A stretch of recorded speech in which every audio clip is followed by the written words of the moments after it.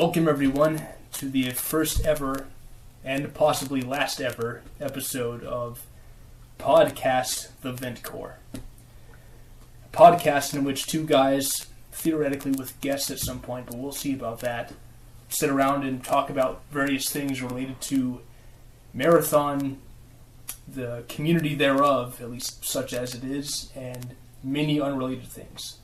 In fact, probably more of the unrelated things, because who gives a crap, right? Anyway, I'm admin from NEFX. I'm Windbreaker. My name is Ben. Yep. Since you said your name's Ben. This is Kyle over here. There we go. There we go. So first things first, we got a few things I want to talk about, but firstly, how's the meat server doing? It's doing great. We've had 129 games this month, and it's December 18th, so we're really going gangbusters this month. We're keeping it busy. It looks like we have had one game of 5 players, as opposed to 75 games of 2 players. So we're staying active. It's doing great. Yeah, it's kind of funny how the little things like that add up over the month, because Right. it seems like day to day you think, oh, we're dead, but it keeps on happening. Well, that's funny. Like, I don't think that the meat server or like Marathon Online is really going to completely die until Hopper disconnects the server, which I'm really surprised hasn't happened already, because I haven't heard from that dude in like 2 or 3 years, right? Well, he was very prompt and nice about fixing that problem I had on the meat server where my account was up there. Did he email you back? Yeah. Oh, he very did? shortly after. Oh, okay. And it was Nice. very I haven't nice heard from him in a while. Fixed the problem instantly. Right. Yeah. I mean, it's funny because like I remember like 7 years ago and 8 years ago and even like 10 years ago, people thinking that Marathon was in its death throes. Right? I know we're gonna get to some old sites at some point in this episode, but yeah. I just find it funny. 1997 is Marathon doomed by Quake. 2007, the Forget campaign. 2017, huge. Right. Who would have thought? It gets lamer and lamer every year. But it does, I mean, that's not to say that we haven't only had 129 games this month, right? Like, that's, Yeah. We're going gangbusters. But yeah. And of course, who can forget that we had 855 games in August, and you're welcome, everyone. And is that when you were hosting? Yeah, that's Very when I nice, first very started nice. hosting, and Yes. I blew my load, so to speak. You've hosted all your games that month, right? Yeah. It's a good time. More people should come and hang out, even just to hang out, honestly. That's mainly what I use the chat server for. Is just Yeah. I don't even play games anymore, right? Yeah, it was funny. We'll get to the reason for this in a bit, but last night I made passing reference to what I call the meat server regulars. Oh, yeah. Douche Tower, asked me, oh yeah, who would that be? And I thought, well, that's me, Windbreaker, you, Spooky, Sharky Aqua, and I paused for a moment, and you said, that's it. No, yeah, that's completely, that's all that's left. And I have a feeling that if any one person left, like, the rest of the people would just stop showing up. So man, I've got to keep putting in my hours. Sure. I know that I can't. You have to step up your game. You got to start hosting more maps with size brackets for one. Okay. And less suicide maps and Pepper Popper. Well, but what if I put brackets in those? They'll count, right? No, that's cheating. You can't be doing that.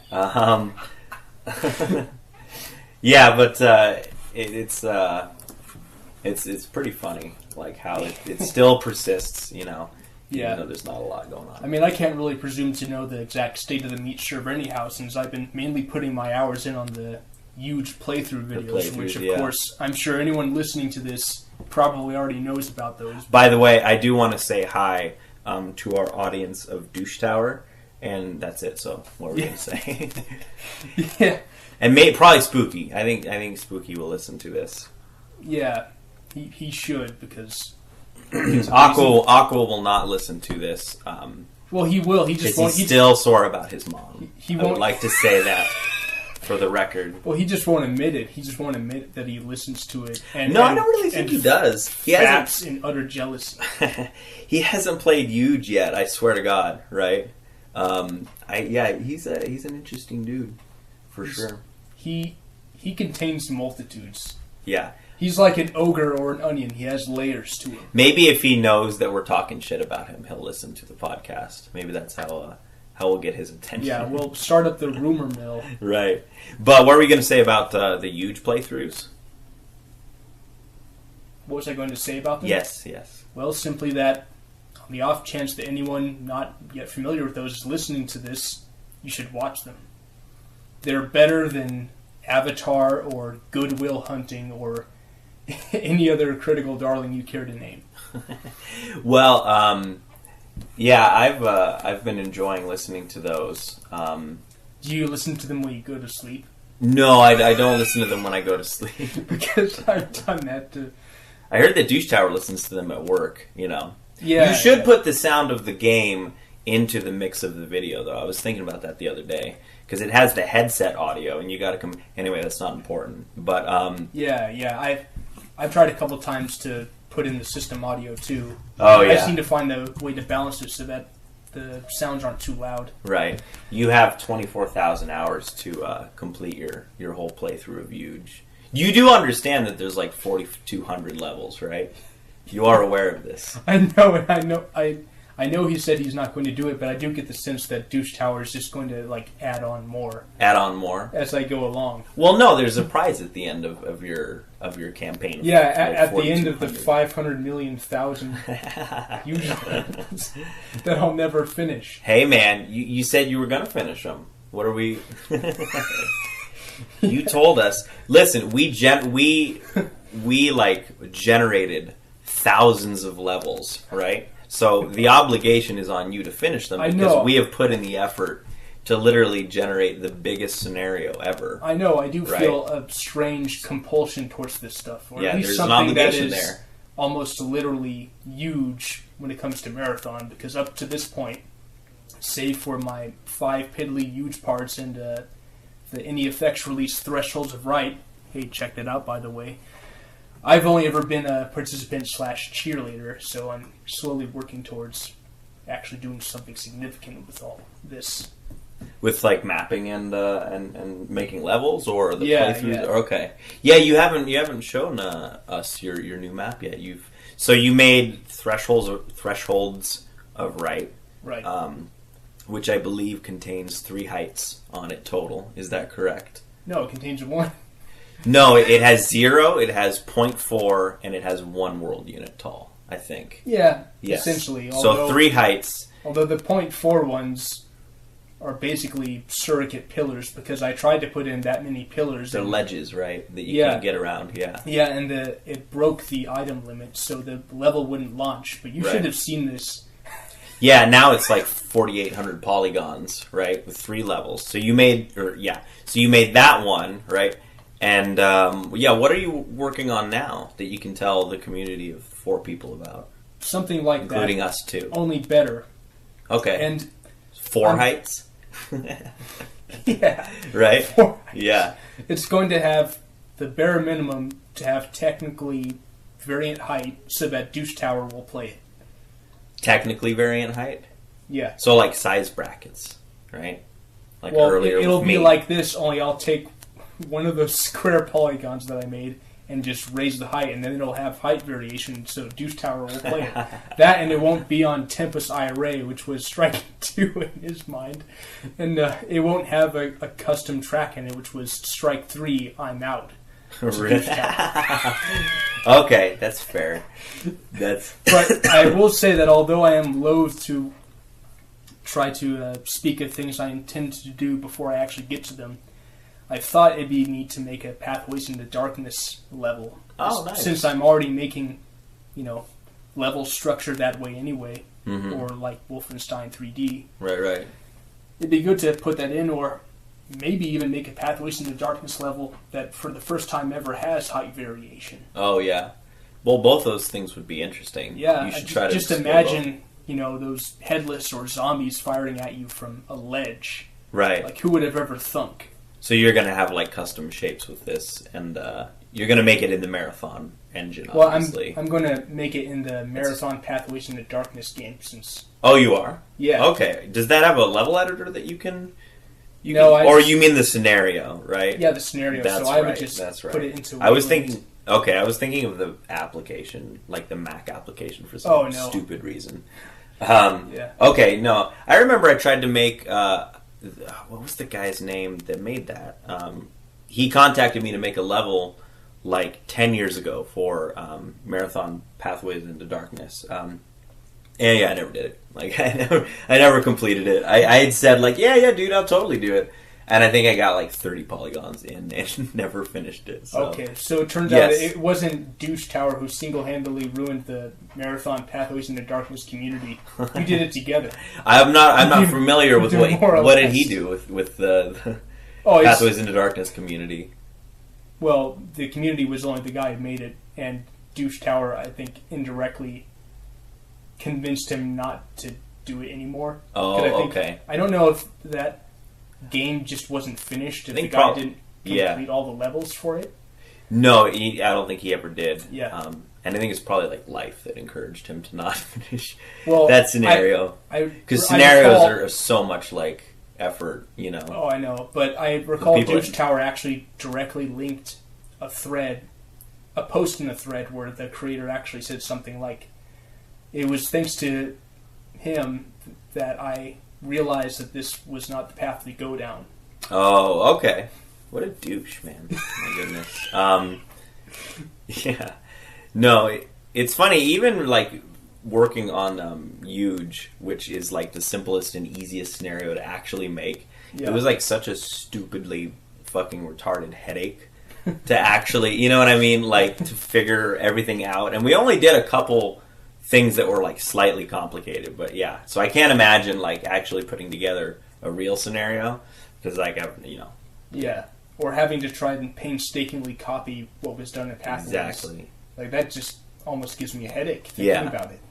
Yeah, I recall having height variation on my level, so I don't remember in the Pathways level. Yeah, but maybe I was doing it wrong too. I don't remember exactly.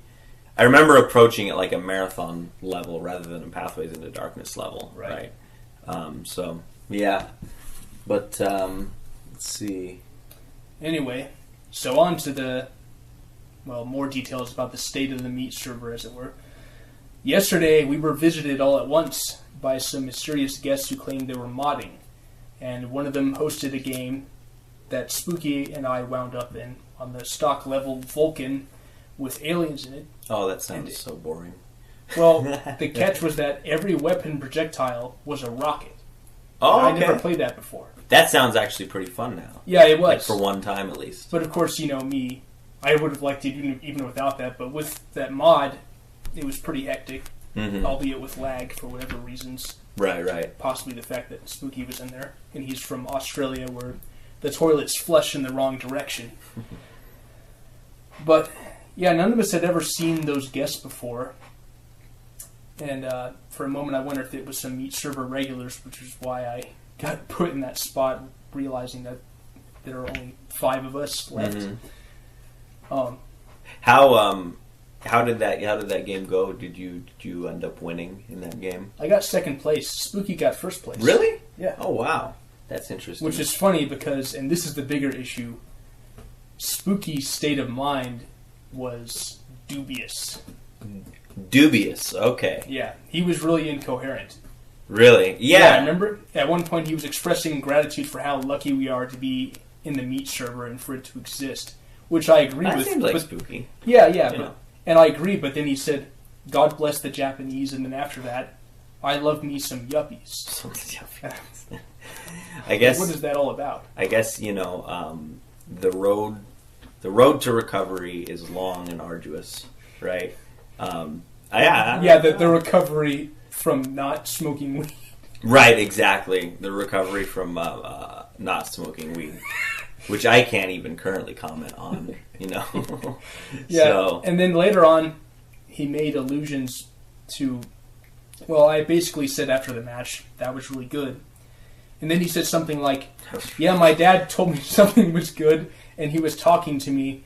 Oh, then, I think, I was there for that. Yeah, and then he said something about either he hitting his dad on the head or his dad doing that to him. That's very strange. Or something, and then he just left. That's very peculiar, yeah. So I think this further goes to show that for Spooky, the literal and figurative existential smoke still has not cleared. Still has not and cleared. It never will. And it never will. Hey, you don't know that, man. But yeah, you might want to lay off the dubious dubers for a while. I don't know. But yeah, we're just messing around. We all love you, Spooky. Of course. I've got to give him gratitude for being the one person who would tag along with me through all those suicide maps. Oh, yeah, for that sure. Was, I'm not going to do that. That was in August, yeah, when I did 700 games. Yeah. And, yeah, if it hadn't been for him, no one else would have done that. Granted, Douche Tower was the one who introduced me to that stuff in the first place and gave me the initial mini tour of it, which I can thank him for among various other things. But of course. It was Spooky and I who went through literally every one except for the ones that just would not launch for some weird technical reason. Mm-hmm. No, for sure. No. I love Spooky. Yeah. A little too much sometimes. You know, he's a cool dude. Yeah. So what do you have here about classic marathon sites? That's Yeah. So I was just thinking about sites from the past and the golden nuggets that can be found on them. So I was looking through the page 2401 page. What is the page? It's on the website the Marathon Story. Okay. It has links to different marathon sites, and of course, the vast majority of them are no longer up. Right. So I had to look through the Internet Archives for each of them, and some of them wouldn't even come up on that. It's funny that there are several archives for pages that haven't been active since before those archives. So you see archive 97, 99, 2003, etc., and there's nothing there on each of them. So who archives that stuff and why? Anyway. Yeah, I remember finding Fileball again on the archive. You said that Haster's Workshop still exists? Yes, in fact. Is that on the Wayback Machine or something? No, actually, I think I saw it just up in general. Oh, really? Yeah. Haster's Work, because I thought that's been down for years. I used that website for a couple of mapping techniques that I had, sort of focused on over the years, like the putting transparent textures directly on the same line as solid textures, right? I did that in a couple. You can't do that in Wayland, I don't think, but you could do it in Forge. And I think, what was it, the water cannons, maybe? I learned from that, and a couple other things. I can't recall, but that was a cool website. Oh no, it is still up. It just my bookmark was not active. Interesting. Differential shading. Yeah, I remember that. Learning about that, which is really helpful because people need a differential. And there are some websites. There are some websites that I wanted to get to that I won't this time. Whether it be those classic J. Christopher Huddy websites for the marathon scenarios, Los Disneys, and Blood of Bin Laden. I mean, we get to devote an entire episode to the gold found there. Or sites like the Battle Cats Litter Box. I remember that one. Is that still up? Or on it might be. I went to links for it and it turned up nothing. Yeah. But it's probably archived somewhere else. I don't know why, but I get the sense that the Battle Cat is dead. The guy, he was really old, Gary something. Yeah, Gary L. Simmons, but don't you remember I sent you a text message? That he was still alive. Yeah, that's right. I still think he's dead for some reason. It's just a feeling I have. Yeah. Yeah, I don't know why. You think someone took over his account? No, it's just... yeah, I remember the Battle Cats website, and what was the one? It was at marathon.bungie.org no, not that one. Maybe that was it, but it was one of the really cool old marathon websites. Did you ever visit that one? I did visit that one once. Yeah. Is that still up? Is that just one that... Well, there is marathon.bungie.org, but it's in a different state. It's in a different state. Yeah. Yeah, no. It used to be Yeah, I remember. It wasn't updated for a long time, I don't think. But yeah. Anyways, that's random stuff. And there was also the AP page on John Iron's website, which would be worth covering at some point. John Irons. Yeah, it wasn't John Irons himself, but a page that he hosted by someone named AP. I think you linked me to his website once because he had a bunch of marathon reviews. Oh, yeah. Someone did. No, they were on GeoCities. There's a guy who, as recently as 2016, updated like a GeoCities page with random, marathon reviews of just maps and like I didn't know he multiplayer. kept it up for that long. I admire that commitment. Yeah, no, he reviewed like a couple of my recent, or one of my recent packs. I think. Okay. Yeah. It was really random. That site, AP, it has a lot of one-liners, just kind of odd journal entries and the like, not even necessarily related to marathon, but in general. Mm-hmm. I would have to take the time to comb through that and make sure I get all the gold nuggets. Mm-hmm. But I guess, what was that? No, I was gonna say I'm not familiar with a lot of that stuff. I remember so I got the Action Sack. That's what it was called, the Action Sack. Yeah, I remember that. Bungee Mac Action Sack. So I got the Action Sack back in 1998 or 99 or whatever. Right. When my brother randomly got, he actually got it at CompUSA, and it was like when my parents had got a new computer for the family or whatever. So he got that, and that came with the Marathon Trilogy.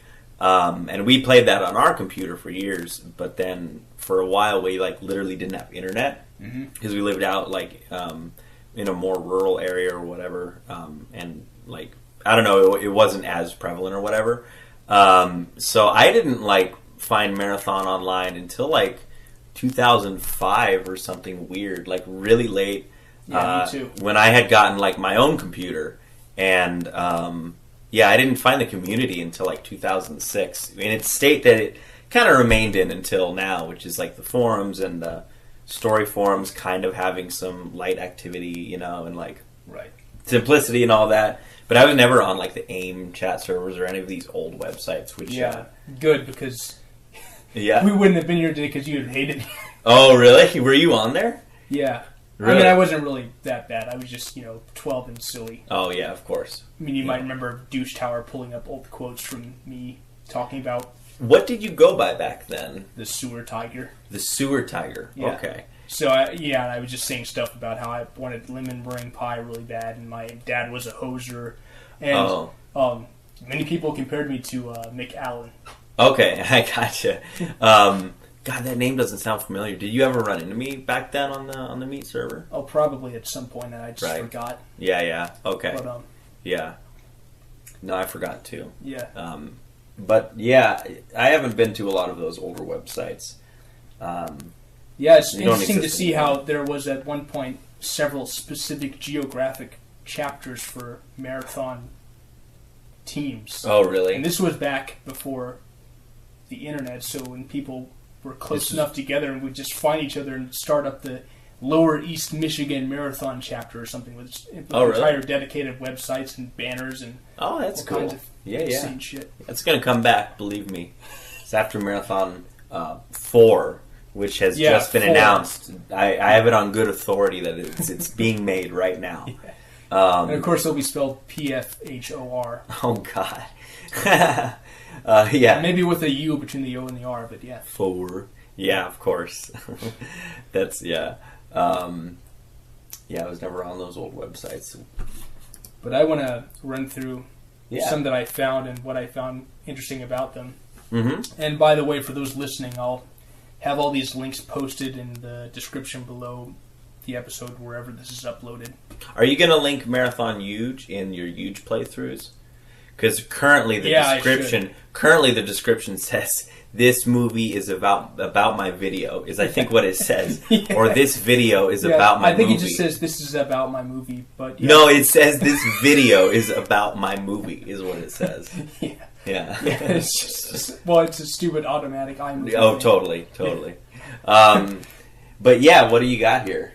So, firstly, there's this webpage by someone named Ariane Connor, or maybe it's Ariane Connor. It's spelled Ariane Mm-hmm.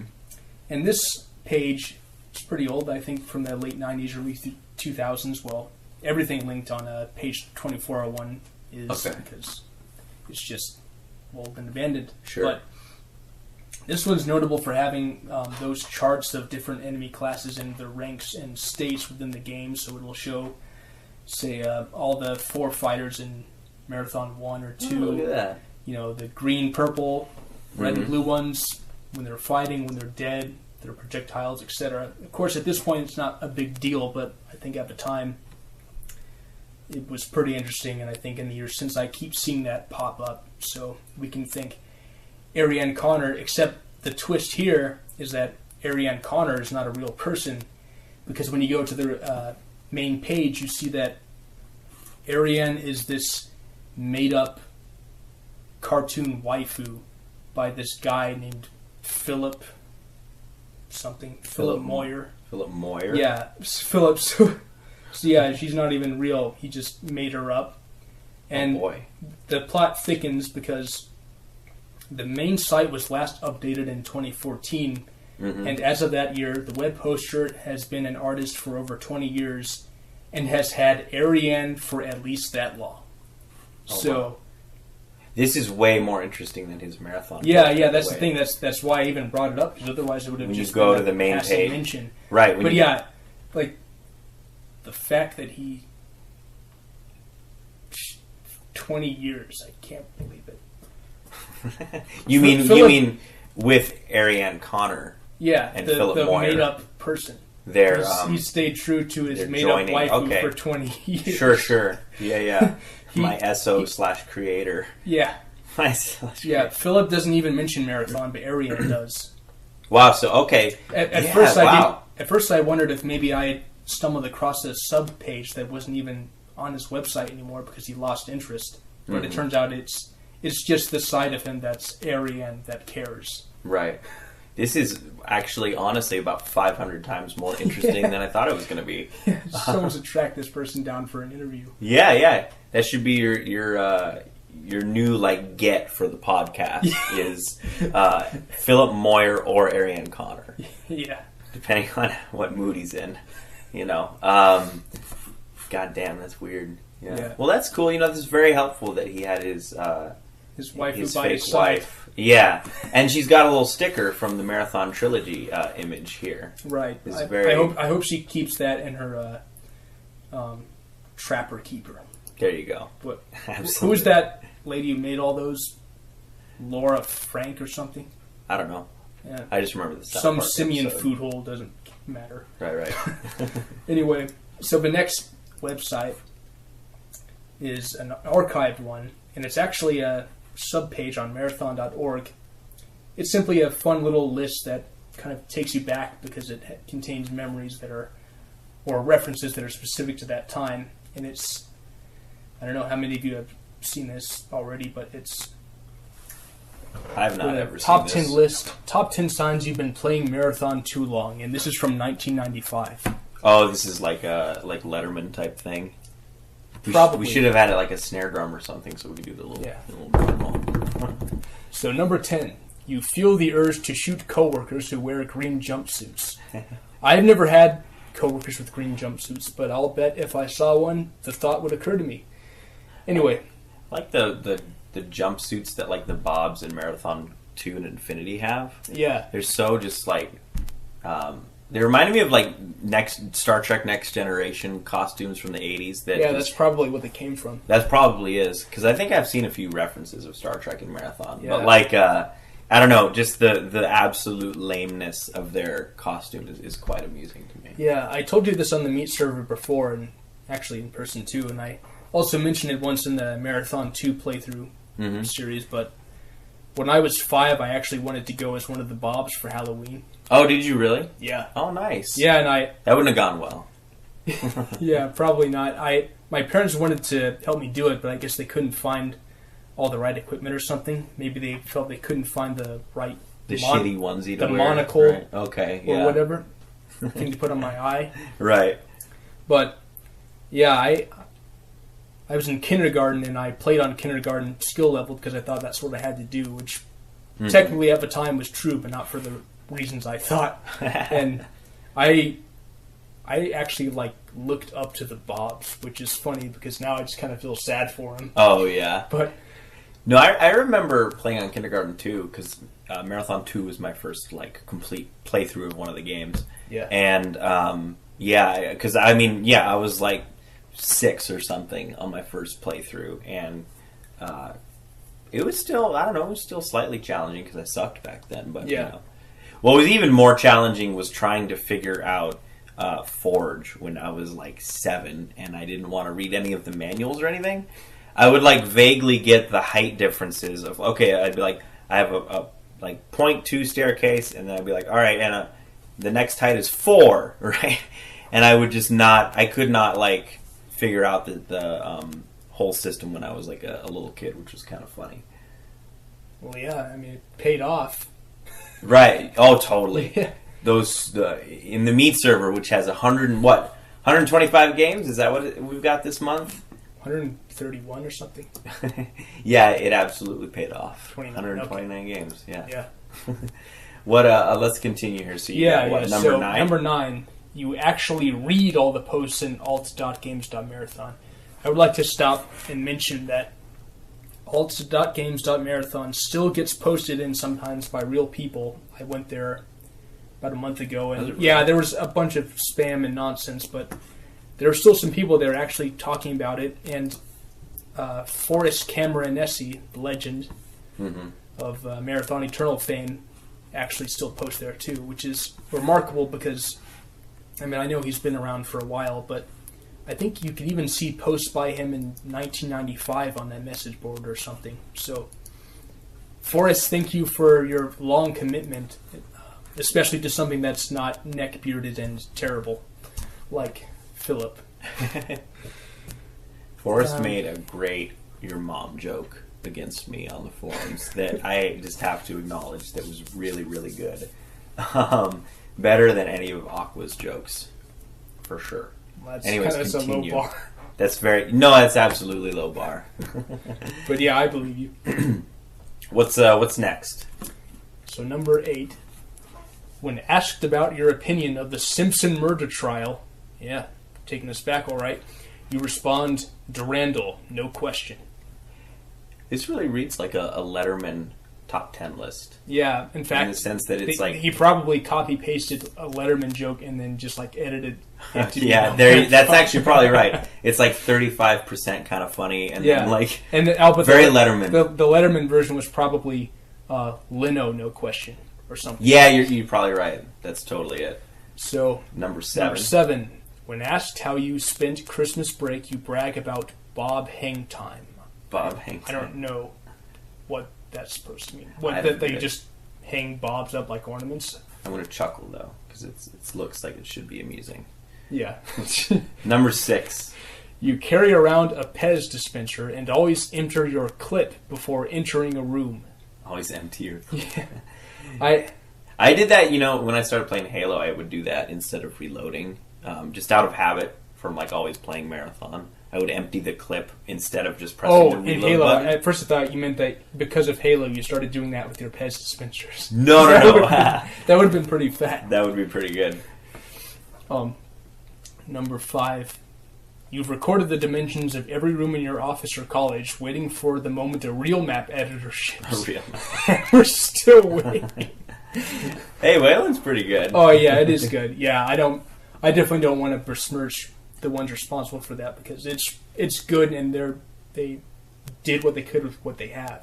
I definitely tried. Because I know it wasn't an easy road getting to that level of functionality post Forge in the Intel OS 10 era. Oh yeah, no, I remember drawing, and Sharky Lino will like this because I remember drawing making lines empty in rooms in maps.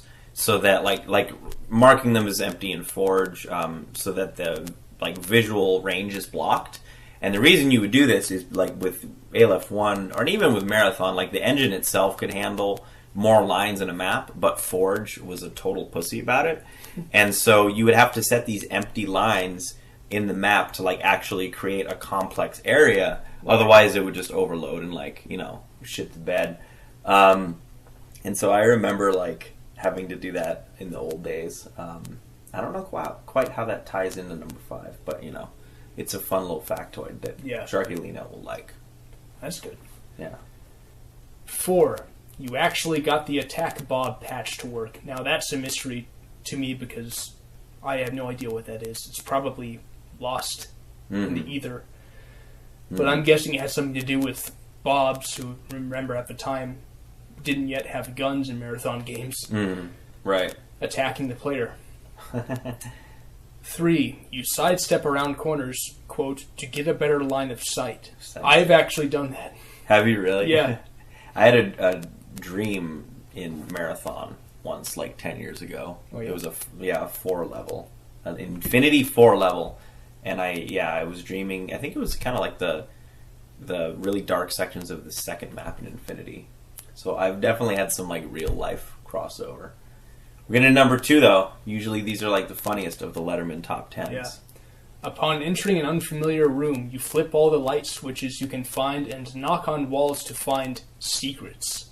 I've done the switches part actually, albeit mainly when I was a kid. And I was thinking, oh yeah, it's like in Marathon. So I actually did that, but I never knocked on walls to find secrets. Right.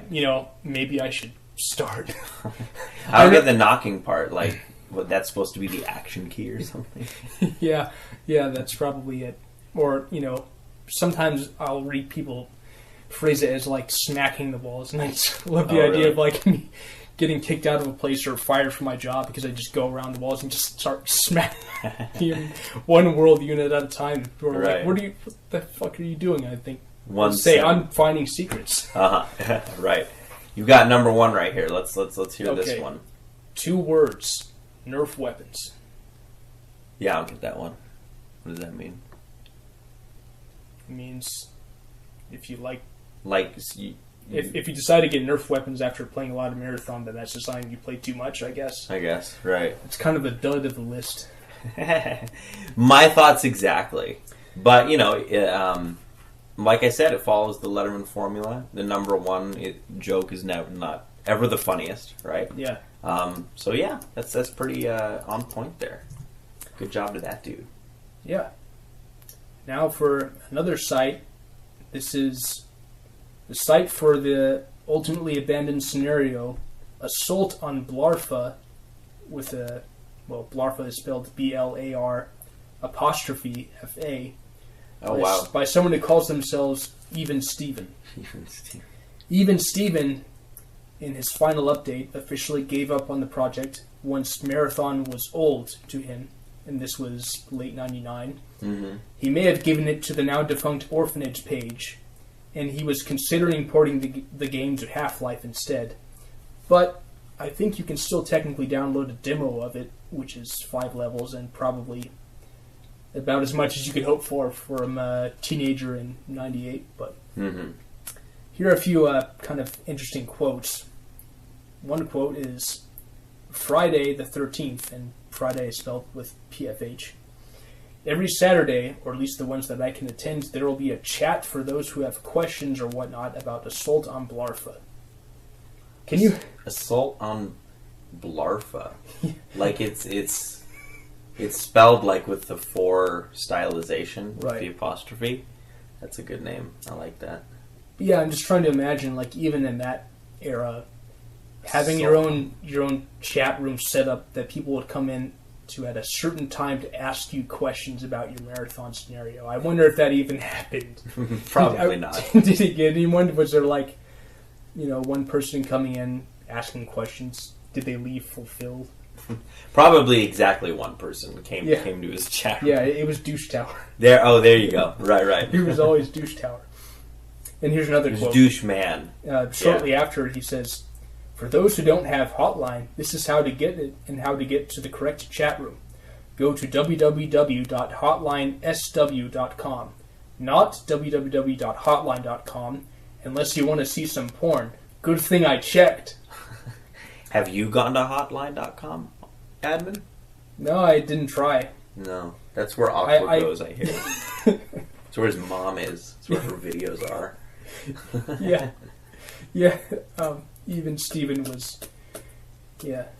jacking it to Aqua Mom in 99.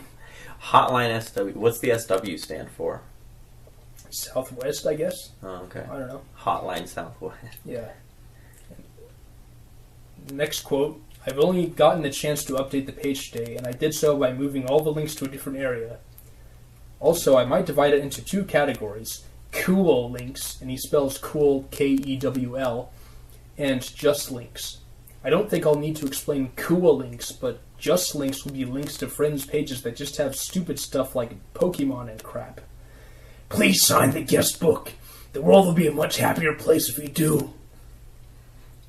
And that was among the last we ever heard from even Steven. Still, the most interesting aspect of his whole thing is just the name of the scenario. Blarfa. It's a lot like most scenarios. The most interesting element of them is the title screen, because that's usually all that ever exists. Yeah. I still love the huge one. I'm glad that I happened to innocently stumble upon that thanks to the idiom generator. Oh, yeah, that's right, yeah. If you haven't checked out the idiom generator, listeners, check it out. Of course. What did it say on the title screen? It said, if anything can go wrong, it will inherit the earth. And I'll be damned if that isn't appropriate to the game and the era in which it was conceived. That's very true. Yeah, no, it's a prescient quote, I would say, about the state of the world at large. And, honestly, I do got to say, you mentioned you were going to play Huge again, right? At some point, like the campaign of 30 levels. It occurred to me, yeah. It occurred to you, yeah. But it'll be so long later, I'll be like 35. Exactly. Okay, yeah. Because you should do an in-depth analysis of the themes and motifs of the story of Huge, I think. I would love to do that. And remember that I've considered, well, it's not even consideration, it's just a matter of time, really, the erection of the Marathon Huge story page. Okay. Which will be part of the NEFXofficial.com reboot. Okay. Well, I look forward to that because I really look forward to your thoughts on, a lot of the things that are discussed in Marathon Huge, such as the state of the world, the human race, and really, like literally everything else. Yeah, it'll make the odd ramblings on ap.johnirons.net sound like some simian food holes aim chat. Simian barfing. Okay. Yeah. Okay. Anyway, assault on Barfa. That's what it'll. Assault on Barfa. Blarfa. Be like an assault on Barfa. Although I must say, I think the most interesting part. Blarfa. Excuse me. Yeah, Blarfa. With an L. Gotta get that right. Yeah, more like Barfa. There you go. Yeah. I find it most interesting about even Steven that he actually took the time to set up a chat room. Oh, yeah. For people to come into at a certain time to ask him questions about his scenario that didn't get released because Marathon got too old. Apparently, Xeon started a Discord for the Meat server called the Meat Cord channel, which I think has yet to have a single person join. But he stopped by several times to let us know of its existence. Oh. So apparently, I'll write that down and go down to it. Sorry, Camper Xeon. Yeah, I think you need to be invited to it, but the Meat Cord, I remember is what it's called. Meat Cord. Meat Cord. Because it's All right, Meat Cord server. Meat Cord sounds like a video that would be on hotline.com. Yeah, it sounds like something Aqua's mom would do. Yeah. Sorry, Aqua's mom. We all like you because of your Meat Cord. Anyways, okay. Let's see. What else you got on here? So the next website is rjcooper.com/wheels. Have you ever heard of Wheels? I've not heard of Wheels. Okay, so it's a game made using the Marathon engine. So it's not a Marathon game, at least not any more than a game like Prime Target or Damage Incorporated would be a Marathon game. But it was made for physically disabled kids. Oh. And it's meant to provide, quote, important feedback for power wheelchair training, unquote. Okay. And it's to be played on not just keyboard and or mouse, but also on SAM joystick. I don't know what that stands for, so I'm just going to call it the Fat Sam joystick. Fat Sam joystick, Fat Sam trackball, or IntelliKeys, which is an alternative keyboard that R.J. Cooper and Associates invented. I had no idea a lot of these scenarios existed until tonight. It's pretty incredible. 20 years too late. Those of you listening, if you go to the website, one of the first pictures you see is firstly in-action game picture, and another picture of a kid in a wheelchair playing the game on a desktop computer. And of course, it being for kids, it isn't gory or anything. There are guns.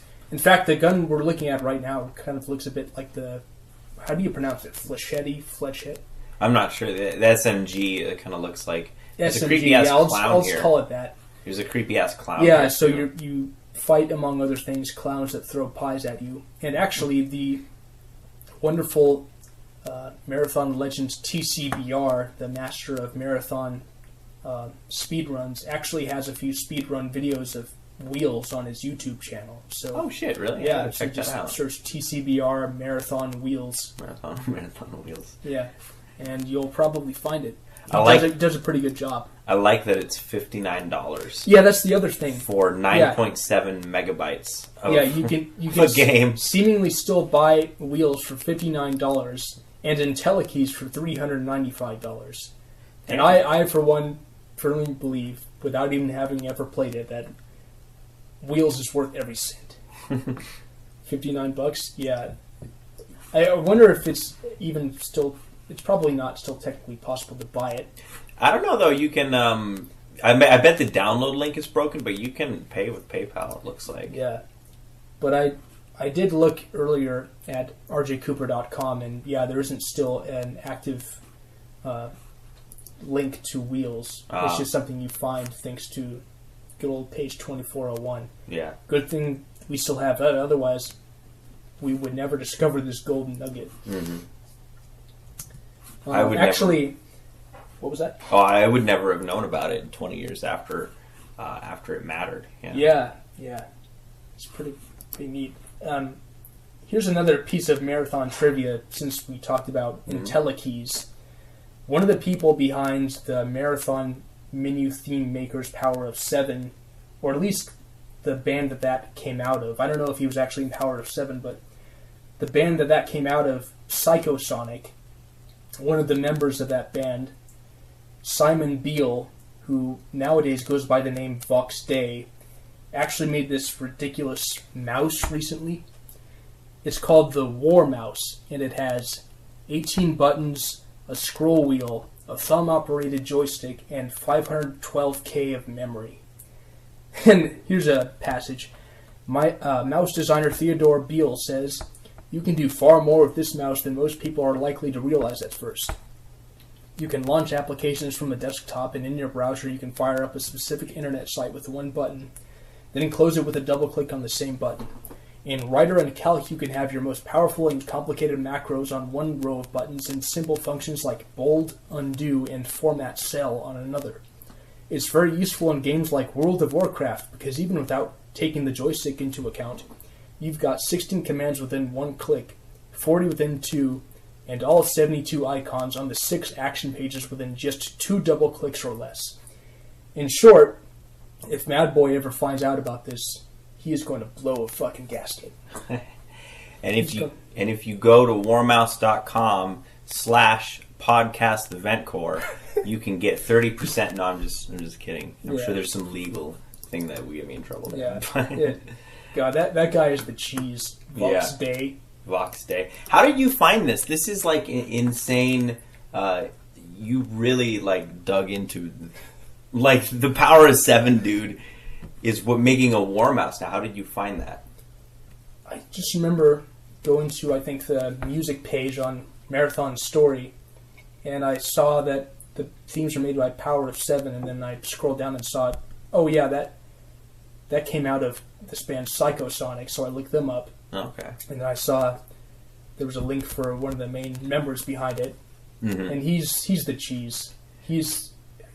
he's the cheese for so many reasons. Oh yeah.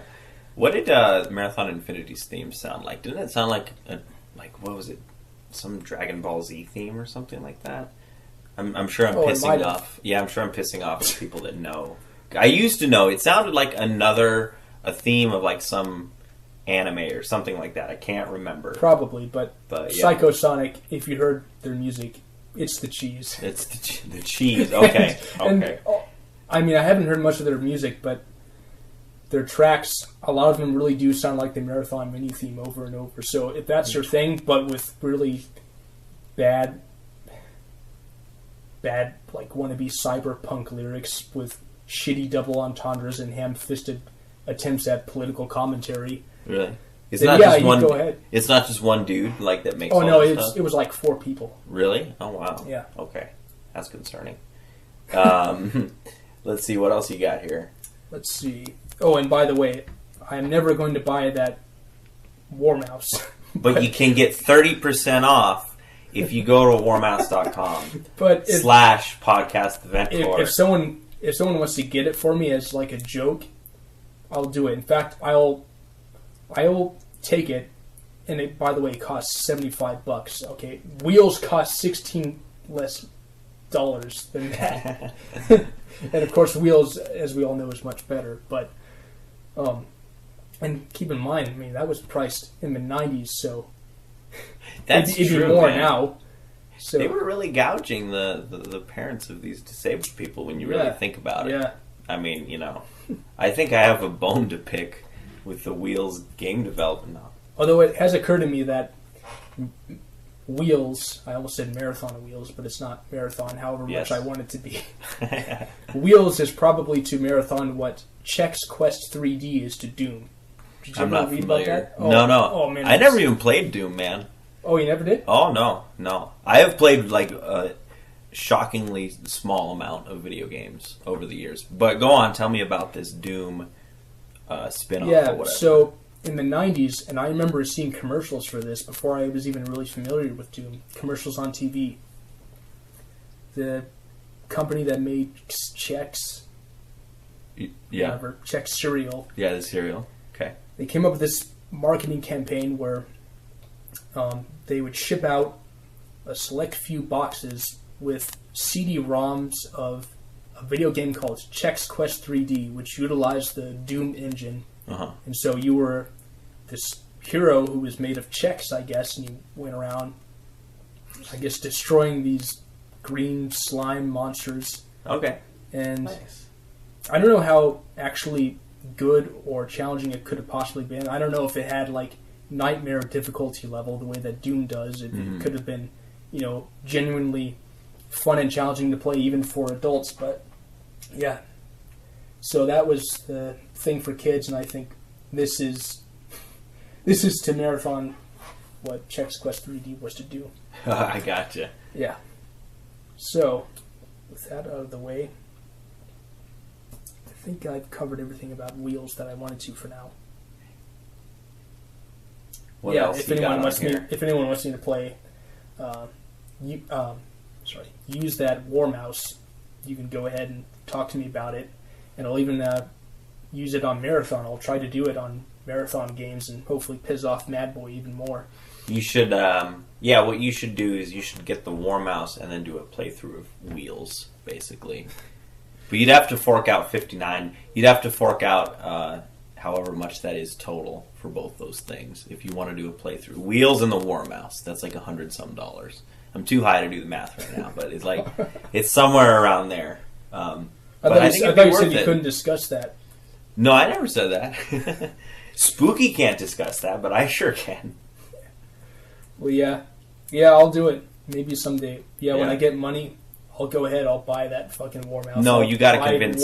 I'll buy Wheels. Okay, well, you got to convince other people to send you the money. That's your whole goal, is to convince other people. How am I going to do that? I have no idea. Oh wait, I know what I'll do. Do a Kickstarter. No, I'll sell copies of albums. Do you? Oh, there you go. Do you have any of like the original Marathon like packages or anything like that? No, I wish I did. My history with that was that at some point, I think my dad got the original trilogy in a box set or something. Like this one up here. Yeah. Okay. It was, in the mid-90s, and so we had, of course, 1, 2, and Infinity, but at some point, for whatever reason, we lost 1 in Infinity, so I spent much of my early youth having 2, which I never took the time to really play through. I would just kind of mess around and cheat and jump to different levels and get my ass kicked, but that had the demos for 1, Infinity, Abuse. I think that's it. My dad. And Pathways into Darkness too. My dad used to play Abuse. That was like the only video game he ever played. Yeah. I was actually searching Abuse like literally yesterday or the day before, and it looks like there's like a port for Windows, I think, for it. But I don't know if there's anything for Mac, like OS X. I feel like I remember playing it on OS X a couple of times. Yeah. Okay. I gotcha. Yeah. But I mean, if you did have the original games, you could sell those on like eBay to the chief, because he buys like everything Marathon related. Wait, the chief? Yeah, the guy who stops by like the meat server and everything. He's always like he's got the biggest collection, I think, of like physical Marathon games from like Japan and wow.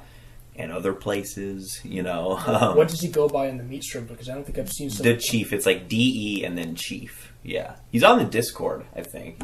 He always posts shit about like all these auctions. I think he outbid me for like a box set one time, which bummed me out. Yeah. Oh yeah, look at. Oh wait, yeah. Here he is. Literally, his last post earlier today was Durandal on eBay. Good. But anyways, yeah. So one more link, and then a few honorable mentions, but this is the main one.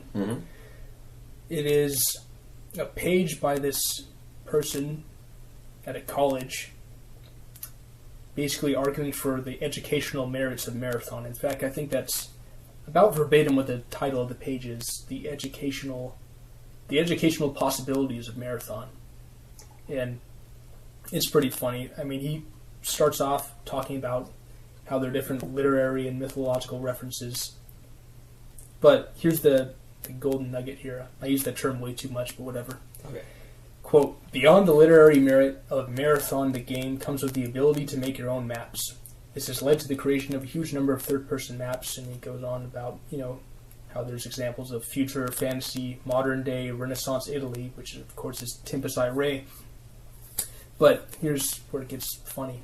It would take some work, but a teacher could use this feature to make maps of real things and use these maps to have virtual field trips.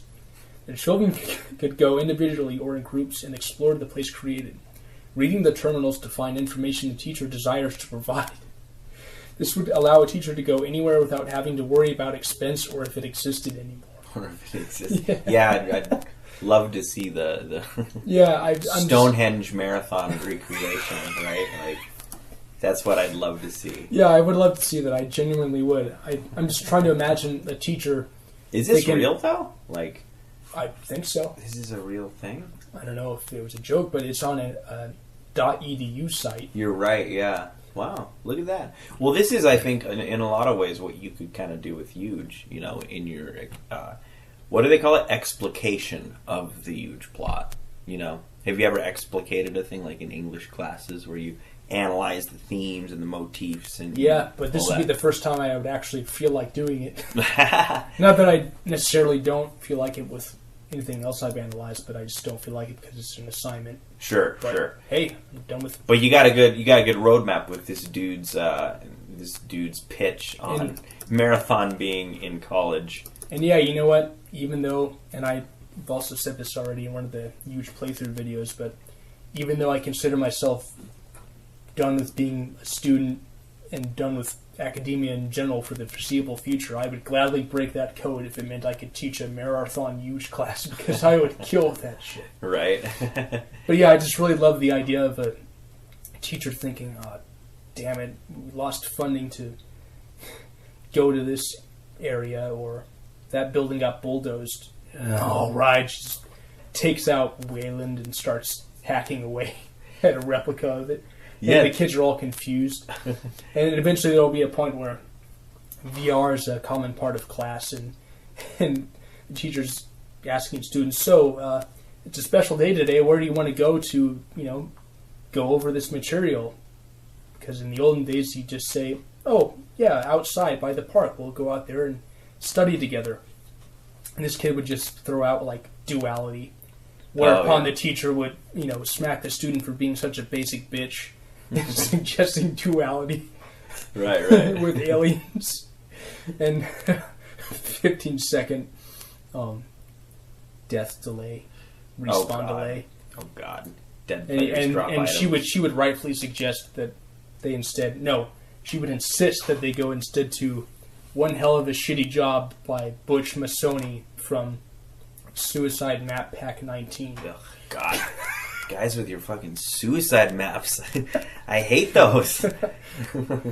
Yeah, that's an interesting link. I remember being surprised when I had found out that like Marathon existed in the world outside of the action sack, as I referred to before. Right.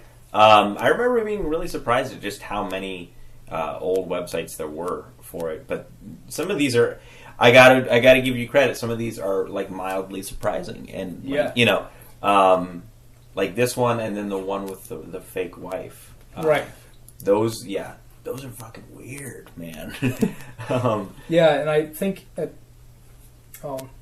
in part of that site, the Philip Moyer / Ariane Connor site, we can actually see a bunch of pictures from old anime expos from like 97. And really? Yeah, it's just kind of weird because that's a certain brand of, as loaded as this term is now, cringe that I think we kind of subconsciously associate with the present time, and we forget, like, oh yeah, that was around for a long time. It just didn't become so prominent until recent years. I gotcha. Yeah. You can go as late as 2016 in this EDU page. Oh, never mind. I guess it doesn't work. Huh. Yeah, these are cool, man. And now for just a few honorable mentions. And again, Deuce Tower. We'll get to the classics you want. The J. Christopher Huddy sites, the AP one, etc. At another time. All the more incentive for this to not be the last episode, eh? But for now, I'm going to start with the page for Marathon Arena. Have you heard of that or read about it? Marathon Arena. Sounds vaguely familiar. Yeah, so it was supposed to be a mod for Quake 3. Okay. Work was started on it not long after Quake 3 came out in 2000. And to see the main product coordinator tell it, it's still happening. Okay. Albeit after many false starts and delays and rage quits. Oh, no, yeah, absolutely. I mean, I know Marathon Shadow is still in production, so, Marathon Shadow? Yeah, absolutely. You gotta look it up. But anyways, continue. Yeah, so the last update was made in 2014. Really? And I actually commented in there asking in mid-2016 what the status report was. And the main coordinator, Riskit, R-I-S-C-I-T, replied saying that work is still underway. Okay. And I tried commenting again yesterday to check in again, but there's some kind of website bug seemingly where that isn't possible, although I guess you could try right now and see if it's just me. Where do you go to comment on this? You just click on comments. How am I not seeing comments right now? You just click. Oh, right here in the news update. Okay. Wow. It's just me and then Riskit. Yeah, wow, look at that. So, yep. So it's been in the works on and off since 2000, effectively making it the Chinese democracy or Duke Nukem Forever of Marathon. So, Riskit, or the Marathon Shadow of Marathon. So Riskit, if you're listening, stop camping. Very important message. Absolutely. What else you got on here? Let's see. Dr. Lex? Dr. Lex. I actually haven't gone through this part of the page that I'm thinking of, but he just took the time to compare Marathon to 6 other FPS games of the era, which is Doom, of course, Duke Nukem, Wolfenstein 3D, Quake, Rise of a Triad, and System Shock. And he goes over why he thinks Marathon is the best in basically every department, whether it be, I guess, visuals or story or action, weapons, monsters, you name it. Mm-hmm. And I remember finding that like 12 years ago, actually, and finding it entertaining. Really? But I guess it just kind of reminded me of how much the whole classic FPS genre was a huge part, if you will, of my coming of age. It just made me think about one day when I was in the 7th grade, when I was 12, I actually went to school with these shitty handmade tattoos on my arm with a marker of all these names and logos of those classic FPS ones, even the really, shitty and or obscure ones that no one cared about, like Corridor 7 and stuff. And I think I had Rise of a Triad in there, and people at school were like, "Man, what is wrong with you, Kyle?" It was pretty great. You'd have it on you, like drawn on your arm. Yeah, right? I had Wolf the 3D. logos. Yeah, I put the Quake logo, and I had Marathon, of course. You just like advertising, man. You just like advertising those games, the War Mouse. You know, it's all about War Mouse. All about the ad. It wasn't around back then. Right. You know, I wouldn't have anyway because Fox Day is the cheese. Okay, that's true. It looks like this has been updated at least within the last 10 years, so that makes it pretty relevant, relatively speaking, in the marathon community. It's got a hot link to simplicity. This Dr. Lex's marathon page, these are all really retro websites, by the way, in their layout and design, which is pretty cool. I must say that although I don't bemoan completely the, I guess, evolution, the shifts of the internet over the years, I do kind of like that the old sites aren't as flattened content-wise or presentation-wise. Mm-hmm. Like, you know how sometimes you go to sites for certain things today, whether it be for a band or a company, it's kind of just like a simple directory to the social media sites. Oh, yeah. For sure. Yeah. I kind of like seeing that personality, which Yeah. I intend to keep in the NEFX official reboot, even if it's totally irrelevant. Yeah, man. Hardly anyone gives a crap, but people will give a crap when I erect the Marathon huge story page and expose everything. They will, yeah. Black text or yellow text on a black background, man. I love it. Yeah, especially with the starry sky wallpaper. Yeah, for sure. And the visitor count at the bottom. The first iteration of the NEFX site actually had one of those. Like just because. The guest book type thing? Well, the visitor count. Okay, I see. But yeah, maybe I should include a guest book. There you go. Yeah, I remember those. Sign the guest book. Yeah. You got one more here? Is that what that is? Just one last one. It's not even accessible via the archive, but it is interesting to note. Mm-hmm. It is a Palace chat room for Marathon. And the Palace is an old visual interactive chat client, which is still in use today, albeit obviously not as widely used. But apparently at one point there was actually a Palace room for Marathon, so you could go in there, you'd have your little character basically with its own name and avatar. It'd be in a room, so I imagine this room looked Marathon-ish and probably had those decorations, and people would just go in there, point and click to move their character around and basically act like they were whoever and talk. So is it? You said it's not around anymore. Is that right?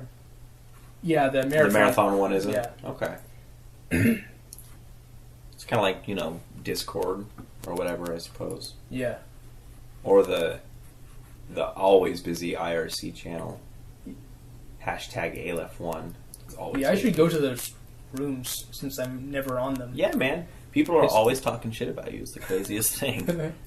Yeah. But yeah, that's so you've amassed, let's see, 1, 2, 3, 4, 5, 6, 7, 8, 9. So you have 9 links here that you're going to post, right, in your YouTube video. Yeah. And it's not going to say this video is about my movie. It's going to have these 9 links, correct? Okay. Yeah.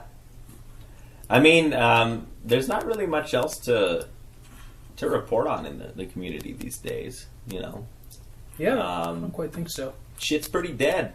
Yeah. But I'm still keeping it. I'm not saying I'm keeping the community going, but I'm still keeping things going for sure. I'm thinking of moving towards more variety in my hosting. Oh, nice. So using some size brackets maybe. And I've been going through the Bungie archives and just Oh god. maybe I'm just hosting whatever I find in there, seeing whatever is really remarkable, which is probably less. I mean, say what you will about the state of the community, we've definitely come a long ways in terms of design. I think I'm pretty picky. For as much as quantity has gone down, the quality...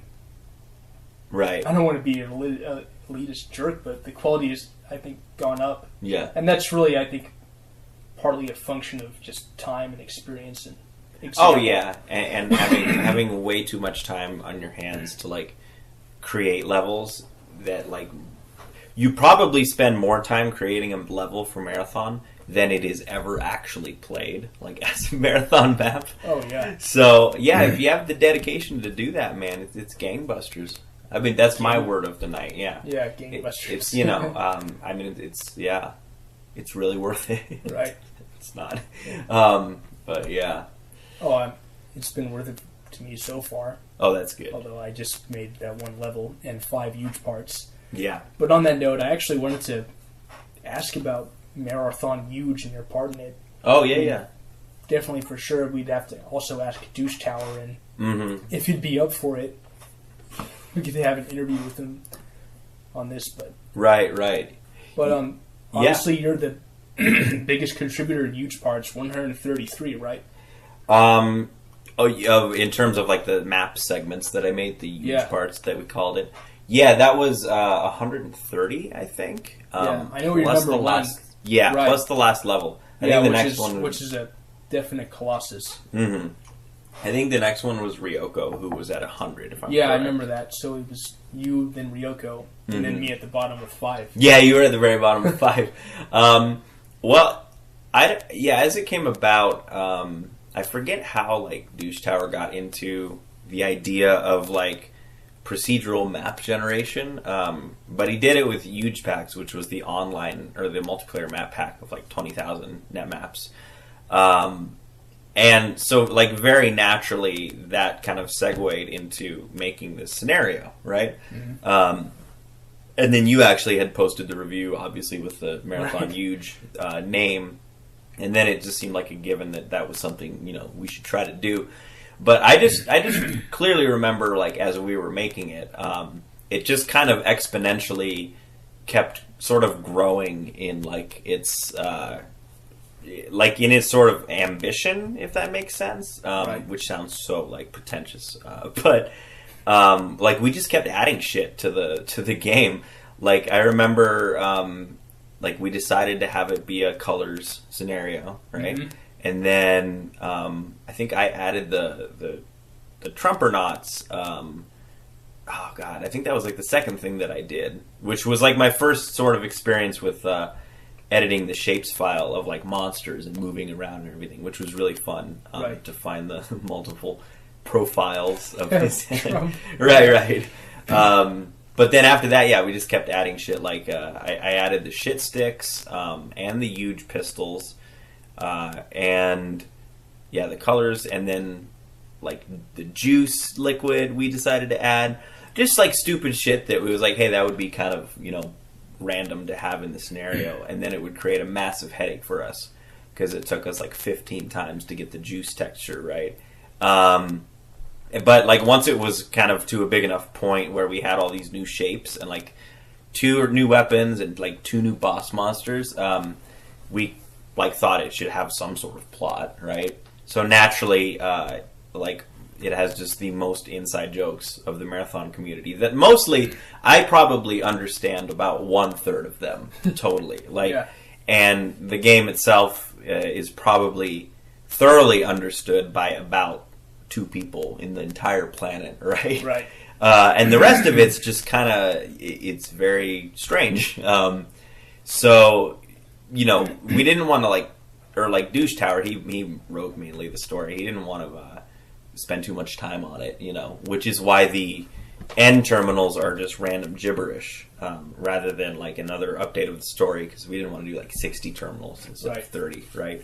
But I did the weapons, the new monster shapes, so even like the Bobs holding the huge pistols I did, the new everything about the new weapon shapes, and then the 2 boss monsters that I added. And I think we kind of both worked together on like the juice liquid or whatever. And yeah, I just made a shitload of the huge parts and everything. So yeah, it was pretty cool thing to work on. Yeah, I enjoyed going through the terminals, whether they be the end ones where it's more a string of words, or the general terminals that just kind of compiled like full quotes. Oh yeah. It's nice to kind of catch the quote, like, oh yeah, there's me with my stats. There's there's Irons talking about luck or something. There's that guy who picked the fight last year for no reason because people made net maps or whatever. Oh yeah, that was what was that guy's name? It was 7. He had 3771 Alpha. That's right. Yeah, the dude with the guy who needed a new computer. That's right. Yeah. It was funny. Yeah, I think Irons created a sort of script. I forget what it was called. Douche Tower would know. That just randomly generated, like, put all those quotes together. Yeah. And just spit out, just vomit it out, whatever the fuck, Yeah, and it's good reviewing material because it makes me want to go back to the forums or wherever and kind of check out where that stuff's from. Yeah. You thought that I was the subject of the well.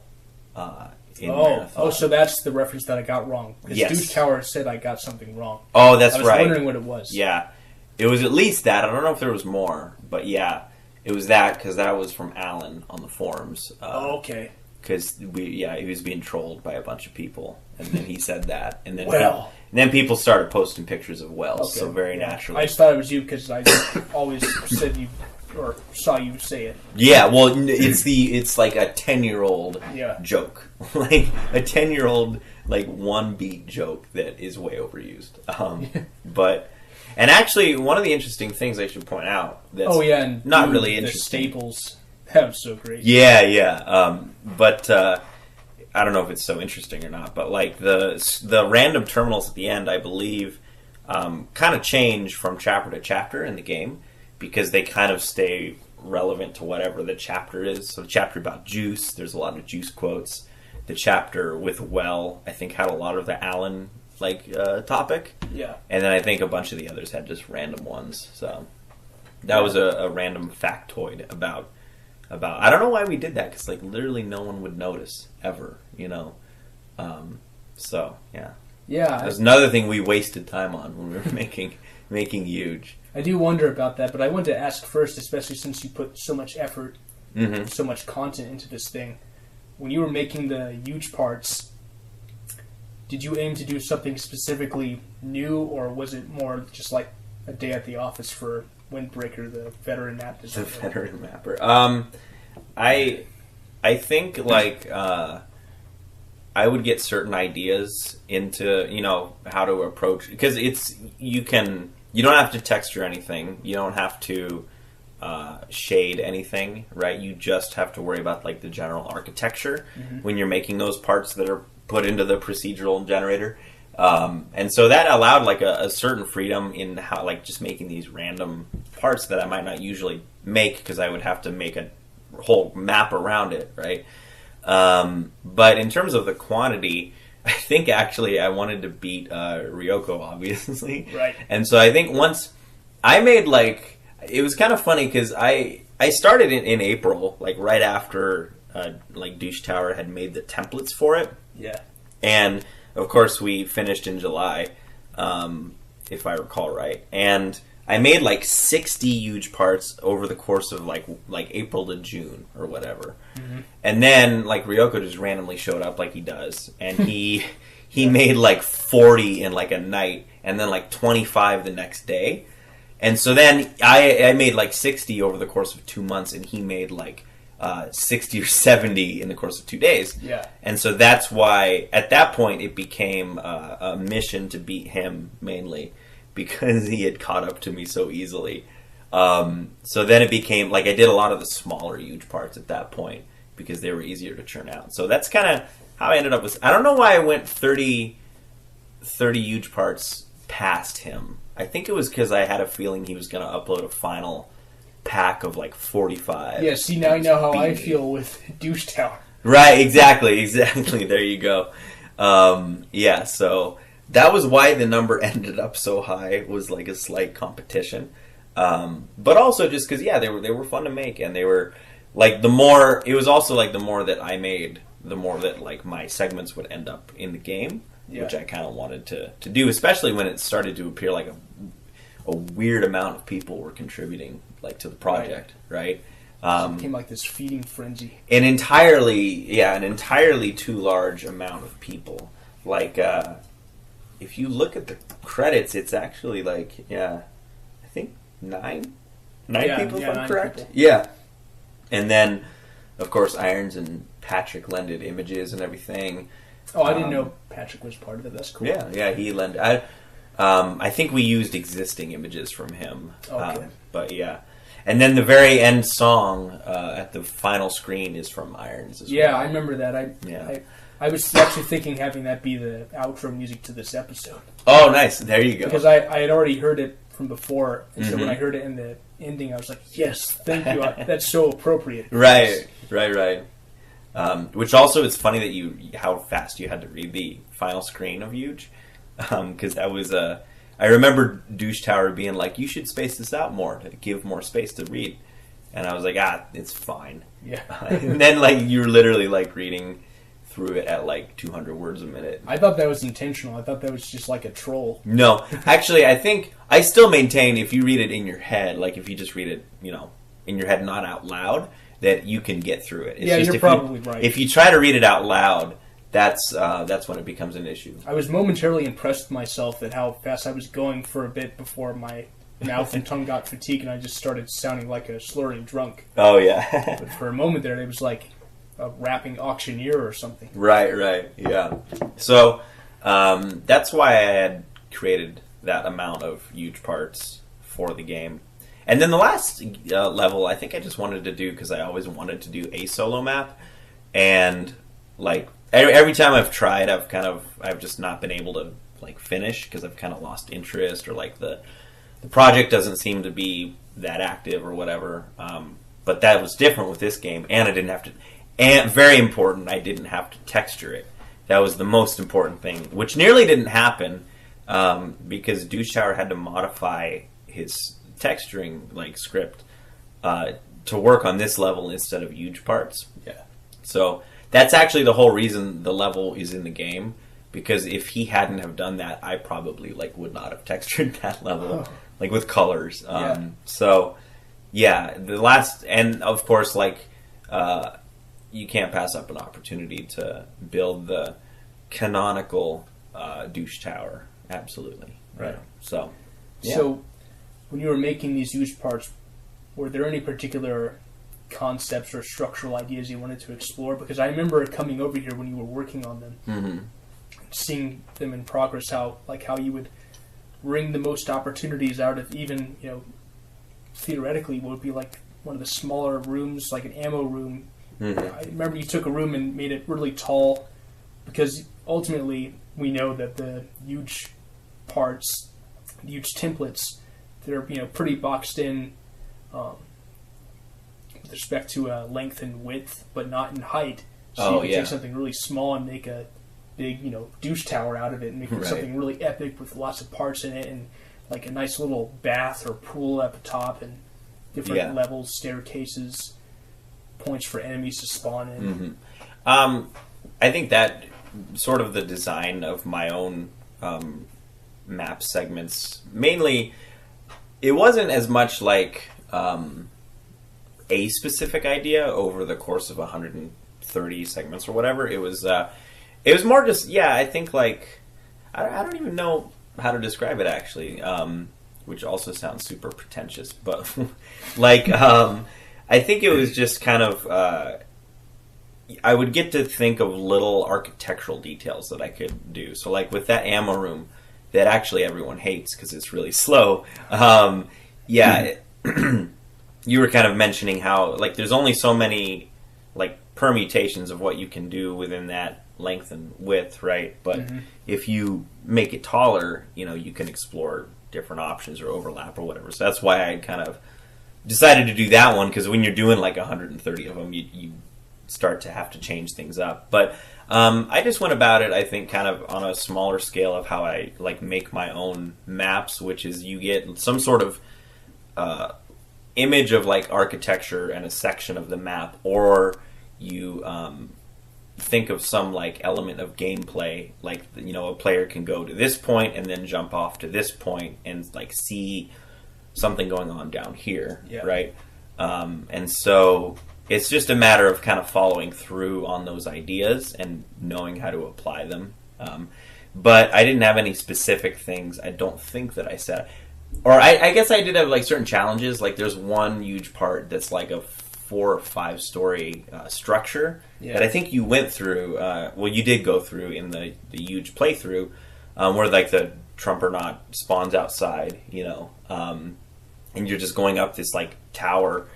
But that was like the challenge of, okay, how many floors can I put in this huge part? Also because you can't intersect vertices, so that was an extra headache because you had to keep all the vertices shown in Wayland, and you couldn't draw onto the same exact point, which would become like a huge headache when you were up at 3 or 4 levels. But so I'd have like challenges like that, or making a tall ammo room that would piss people off. Or, like the crusher. There was a section where I made like some sort of crusher thing. So, you'd have like little tiny challenges within the huge parts, but, it was just a matter of getting them done, I guess. Yeah. Yeah. I couldn't think that. I don't recall ever being pissed off by a huge part, much less an ammo room. Oh, yeah. Maybe I'm just... You're not as impatient as, like, most gamers, I would say. Maybe, I don't know. Yeah. I think, actually, honestly, something about doing the recorded playthroughs with me talking and basically being public makes me nicer. Oh, yeah. A bit nicer. I mean, I don't, like, throw tantrums when I lose otherwise, but maybe somehow being more personable and everything just makes me calmer. Yeah, I have no idea. But I can say for sure that, especially after hearing all this, I feel that much more motivated to go through those parts in Wayland and kind of break down how they were structured and everything, so I can apply that to my own map making. Oh yeah, whatever way possible. Well, yeah, I mean, as soon as you start using, 4 heights or 5 heights or 6 heights, right? The opportunities really open up for your designing and your design parameters. So, like, yeah, if you break down those huge parts, you'll be surprised. You'll be like, damn, sometimes there's like 50 heights in this segment. Yeah. But yeah, I mean, it, and I guess, like, especially with the community being so dead, it's hard sometimes, like, to find, like, I just mostly make maps just for the kind of hell of it now. Yeah. And especially, like, as I got better, it was fun, like, within the last year to try to make, like, a storm map or, like, a map that is, like, a volcano or whatever. Because I'd never tried to do those before, but there were things that I always wanted to explore. Right. And within the last year, Douche Tower was willing enough to help me with, like, the scripting and all that. And I was somewhat smart enough to figure out the other stuff. So I just kind of do it for the hell of it now, Yeah. And for me, it's like just a matter of setting a goal of like 2 like parts. When I was doing huge, like, okay, I want to do like 2 parts tonight, or like I want to make like 2 maps within the next 2 weeks or something like that. So you can do that, and then when you get done, you feel like, oh, I did something, and then nobody plays them, and it's it's all right. Well, you know what? I'm gonna break that trend. Oh, very good. I will spend more time playing huge than everyone spent time making it combined. Well, you got some competition. I hear that Sharky Lino's doing his own. Yeah, but you know what? He didn't upload video, so it didn't happen. Oh, there you go. That's a good point you make. He's got to have proof of his playthroughs for us to take them seriously. Of course, I'm talking crap. I better watch out. He's gonna come down and put me in his washing machine. He's got to play huge on his washing machine as it goes through his cycle. Yeah. Yeah. Yeah. I'm sure at some point someone could probably play Marathon on a washing machine. Yeah, you can already do that. take a laptop and put it on top. I was just thinking of a laptop on top of a washing machine. And you film the washing machine and the laptop, and through some fucking miracle, like 25,000 people view it. Because his washing machines have a shitload of views, and I'm like, yeah, how do you do it, man? Yeah, but I was saying that like if there's a more high tech washing machine with a little built-in computer interface, you could hack it to play Marathon on it. There you go. But yeah, I imagine that with those kinds of small parameters with the huge parts, you can definitely have opportunity to learn certain things about design and getting things to work in Wayland because there's no pressure. You just have to make a bunch of really small things that work. Yeah, and that was I think that was a way that I think I had mentioned that kind of to you and maybe to one or two other people. Like it's if you did want to learn mapping, it's actually a really good way to learn some conventions of it because you don't have to worry about texturing and shading, and making an entire part. You can just worry about making this one little thing. So yeah, it was a good way to learn some of the parameters of Wayland and stuff. And yeah, I would say if you really wanted to do it, invent a time machine and go back to like May and make a bunch of huge parts.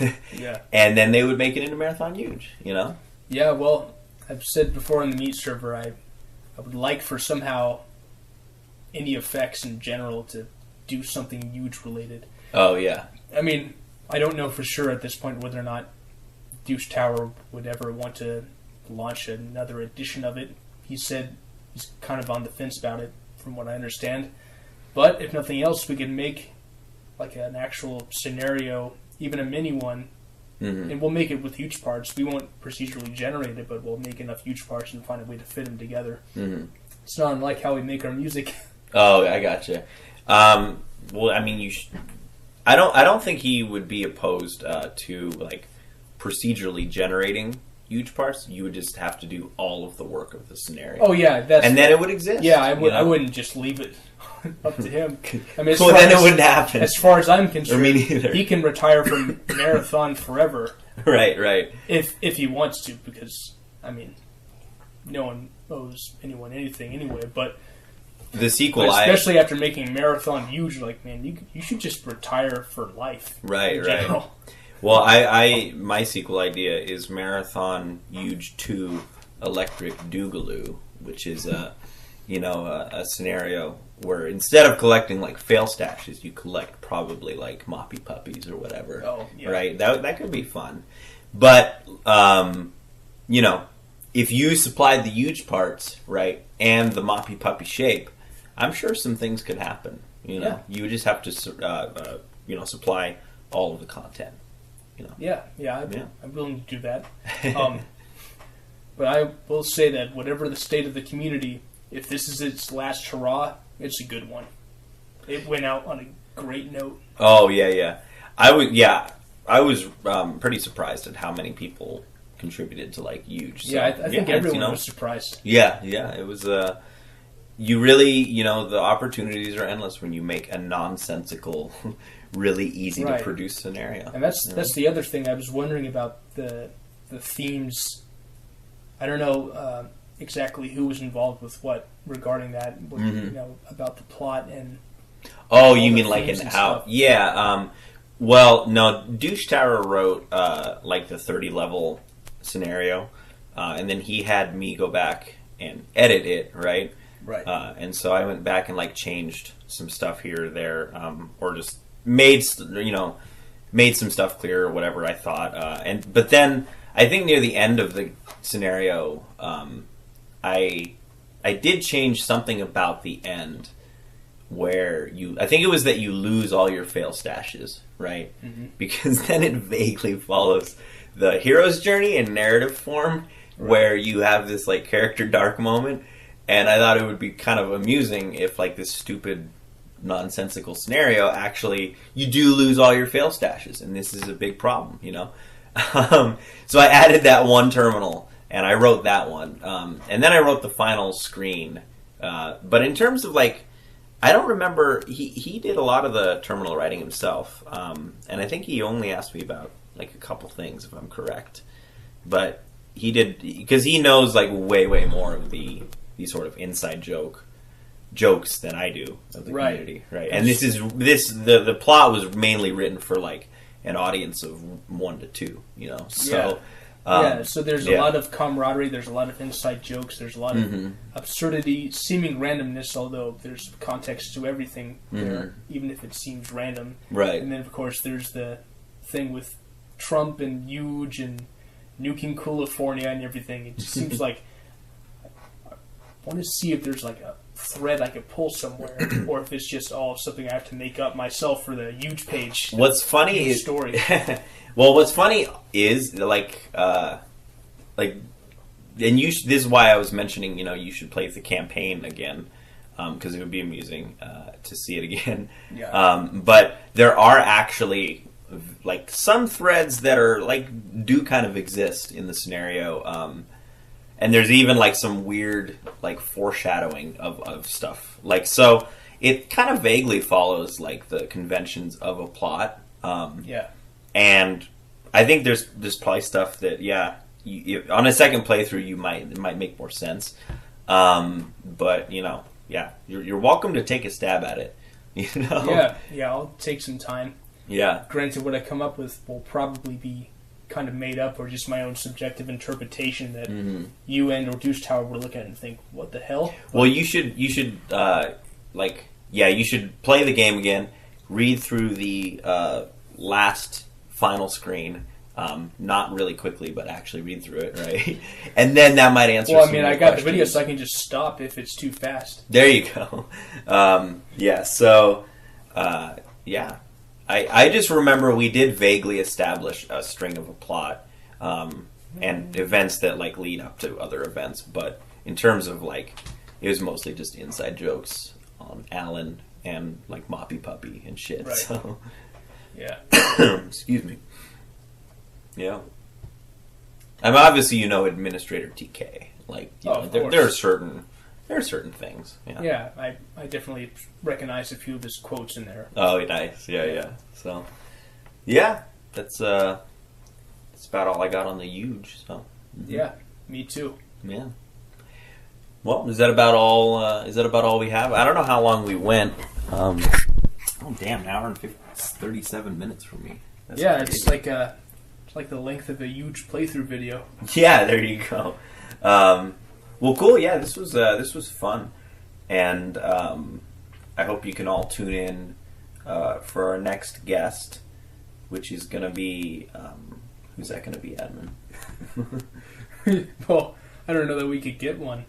It'll be either Douche Tower or Philip Moyer / Ariane Connor. I did want to have Eddie Dingle here, but he couldn't make it tonight. Oh, of course, yeah. And I would, in theory, love to have Bingen, noted NEFX comrade here, but for one thing, well, I mean, he could be an interesting foil because he doesn't know about this stuff, but I'm sure he'd probably be bored and feel awkward because he isn't familiar with Marathon. That, and he's in Minneapolis right now, so that wouldn't be feasible unless we could get like a Skype chat, but that'd just be odd. Right.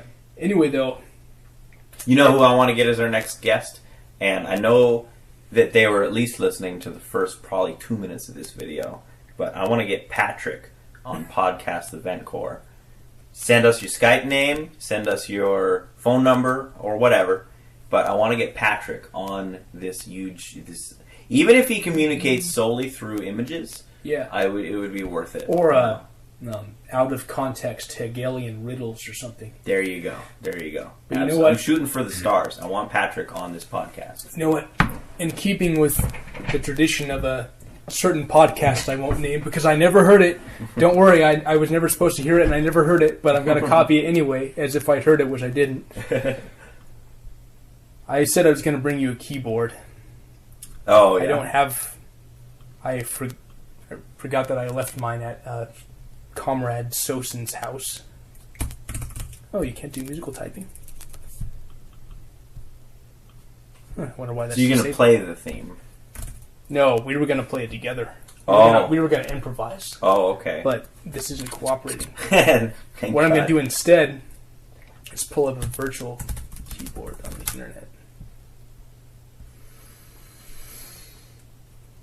You're not going to edit out this dead air, are you? Nope. How do you use the black keys?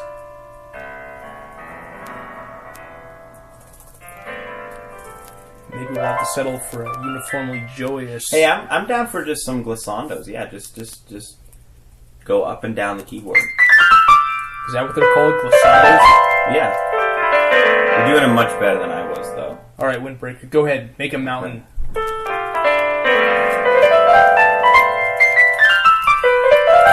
There you go. You can do stuff like...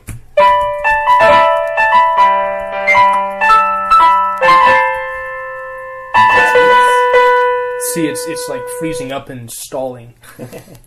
Yeah, sure it is. Yeah, it's not just that I suck, right? No. But, it couldn't be that. But yeah, I mean, if you could do that, if you could do those rolls and stuff. Yeah, if only, huh? What? If only, you know. If only what? I could do those glissandos like you're saying. Oh, yeah, you could. It's yeah, freezing anyway. up, though. Yeah, you should drop by for a session sometime. Yeah. And I'd even drive you over. Oh, and yeah. I'd have the keyboard ready for you, too. Could we do it like a tandem bike? Can you tandem bike me over there? Tandem bike? Yes, yeah. Is that where like two bikes are hooked together? Yes, of course it is. You've never heard of a tandem bike? No. We'll get a tandem bike. We'll ride over to your session. And then we'll do a podcast with Patrick. Okay? Yes. Sound good? Okay. All right. So when do you think you could do that? Sometime in the next 18 months. God damn. Yes. I'm a busy guy. I'm making huge parts, you know. What can I say?